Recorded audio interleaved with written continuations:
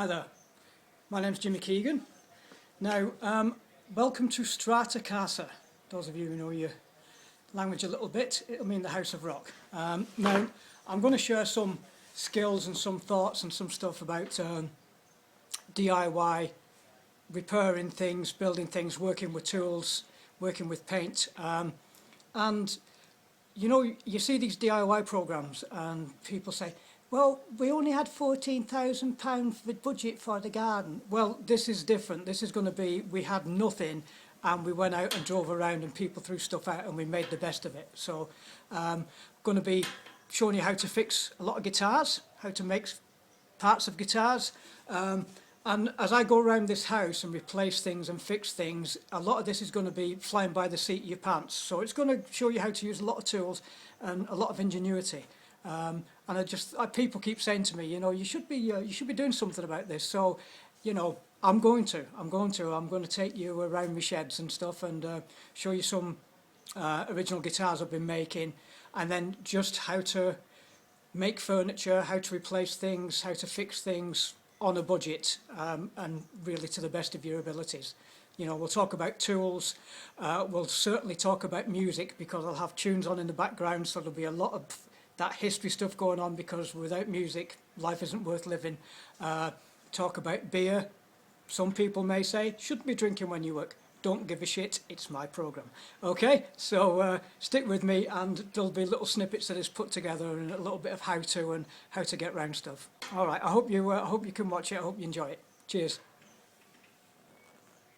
Okay, so here's what I was talking about, guitars. Now this is an original design electric guitar of mine, which is going to be really quite a retro sort of 50s, almost hollow body kind of vibe to it.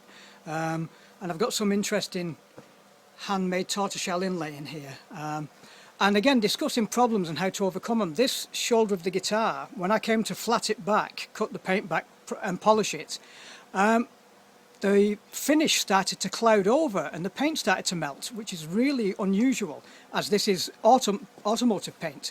So I actually had to route a section out and think what to do. So I actually put this little shoulder in, reminiscent of a violin rest, and I think it kind of fits in with the rest of the guitar, and it was me getting out of a bad situation. So you'll find that there's a lot of that goes on in these things I'm putting together. All right, cheers. This is one of my sheds, which is essentially my workshop.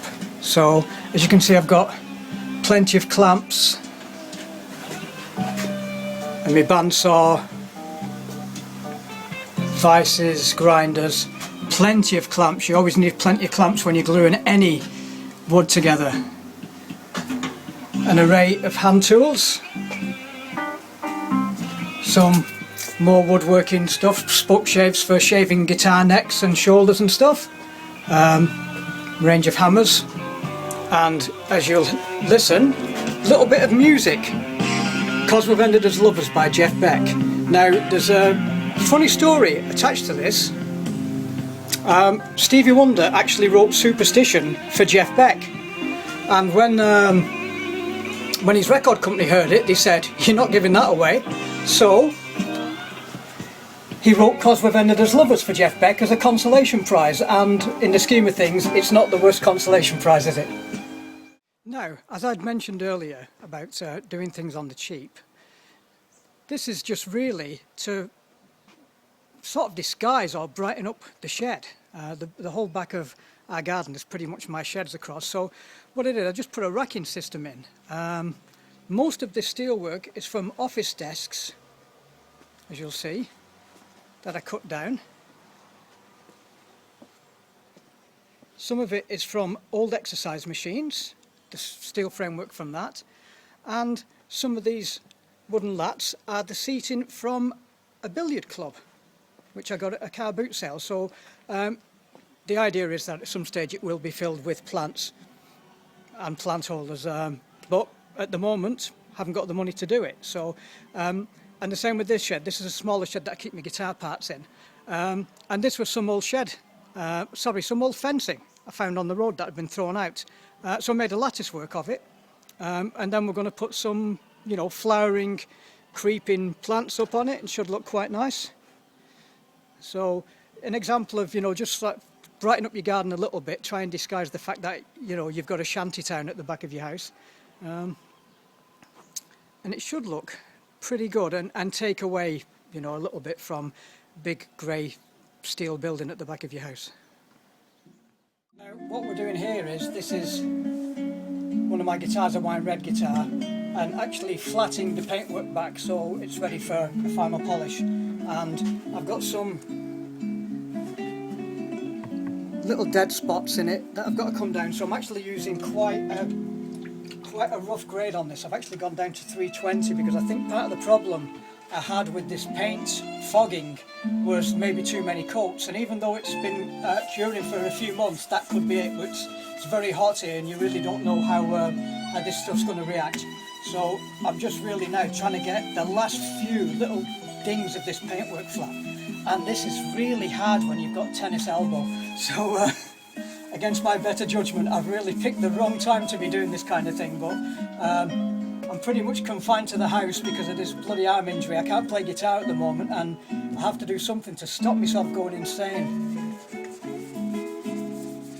And the closer I get to finishing these guitars, the further I get away, because the last time I was polishing it, ready to put all the hardware on, and then the paint starts melting and I'm back to square one. So this really is a labour of love, and this is the guitar that came off the hook and I caught while I was spraying it, which tore all the tendons in my arm. So this, you know,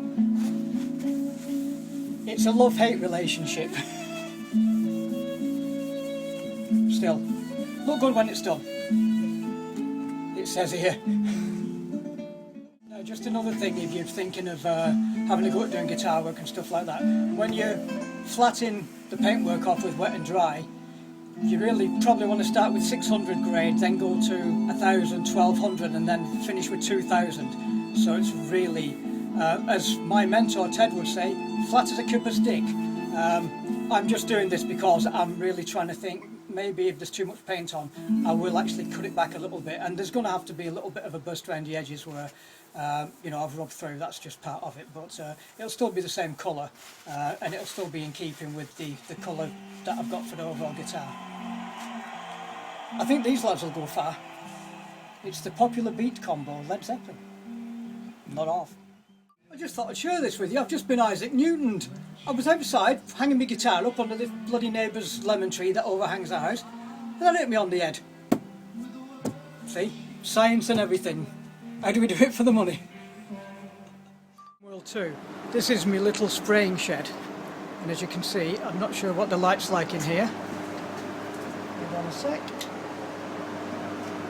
That's one of my sunburst guitars, and then this one is a little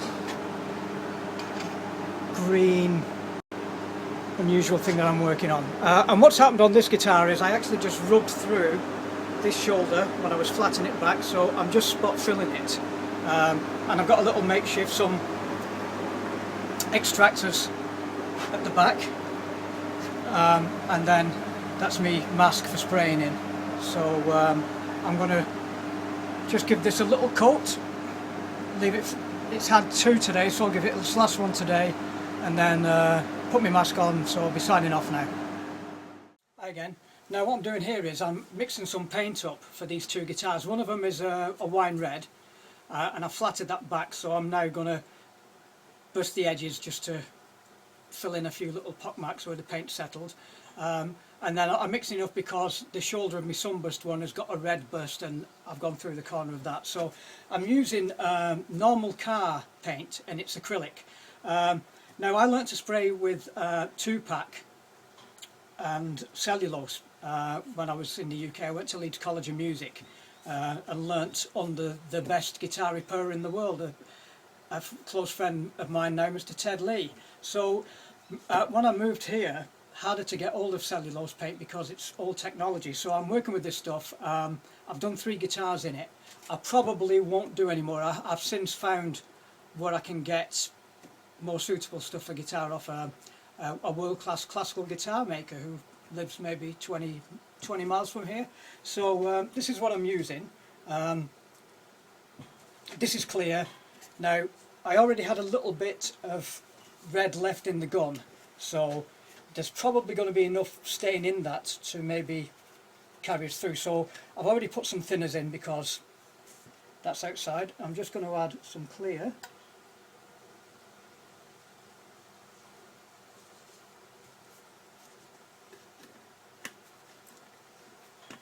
And now this wants mixing up.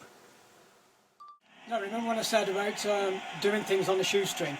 If you go to paint supplies, you can get stirring sticks, which are basically wooden sticks, or you can go to Bunnings and get a pack of these bamboo sticks which do exactly the same job and a 50th of the price.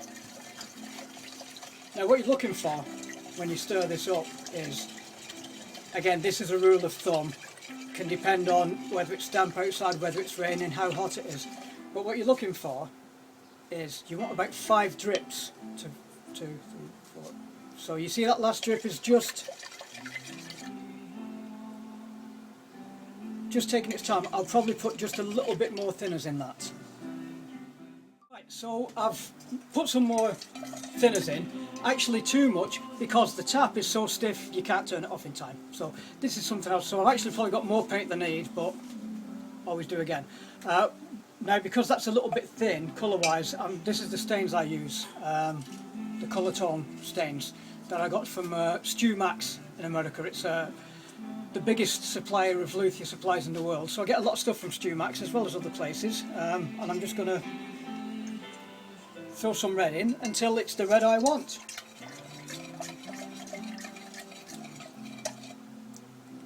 And that's a pretty nice cherry. Now the stain that was in was red with a little bit of amber just to darken it a bit around the edges, so I've left the amber in. I'm just going to put a little bit more red in.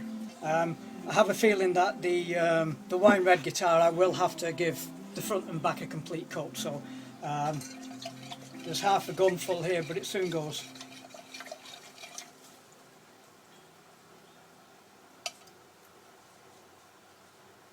Yeah, that's looking pretty good. I think I'll go with that. Here's open, eh? The gun I use for spraying, it's a D.I.Y spray gun. They are one of the best spray guns, and I've had it a long time, and I think I got this from Ted. I think I replaced all these windows and he paid me in tools, which is really what I was hoping. So I've collected a lot of tools over my lifetime, so I have, a lot of chisels, a lot of drill bits and stuff like that, and I buy a lot of specialist tools from Stu Mac and other places because sometimes you do get what you pay for. A bit like prostitutes, really. Hello again. Right, so been doing a little bit of stuff on guitars. Won't always be guitars, fixing doors, hanging doors, replacing panes of glass, anything you want. This is my disclaimer. I usually work bare-chested because it is so hot here, and especially inside a tin shed. And it has been suggested I leave my body to science fiction, so if you're for the faint-hearted, you might want to turn away. But it's going to be interesting. Like I say, we've always got music going on, and you might listen to something and think, I know that track, who's it by? This is I Want You to Want Me by Cheap Trick, taken off Live at the Budokan, I believe came out 1979. Might be a year out either way. I've got about 8,000 tracks on this iPod, and some of them come on compilations, Freewood magazines, so there might be 3 or 4 tracks on this I actually don't know, Alright, so keep watching, and I hope you enjoy what I have to say and what I'm doing. You might get some knowledge out of it, okay? Here's my wine red guitar. It's been flatted back and just had a coat front and back, and it's looking pretty nice. And then over here is my burst, which again was just a slight burst on that shoulder. The knife both hanging outside in the sun. I'm done for the day, so I might just help myself to a beer. Okay, so I finished messing with tools and guitars and stuff for the day, so I'm going to have a beer now. And I don't know about you, but I love beer. I love beer, me. So I've said, pass on bits of knowledge. I don't know if you're a beer drinker. This has come to my attention recently. Hook Norton, great brewery in the Cotswolds, Haymaker. and it's a really good pale ale if you like Taylor's Landlord, you know, Wadworth 6X, stuff like that. You really like this. It's a great beer. I've just recently discovered it. So I'm having a cold one after being in the hot sheds for a few hours. So cheers. See you soon.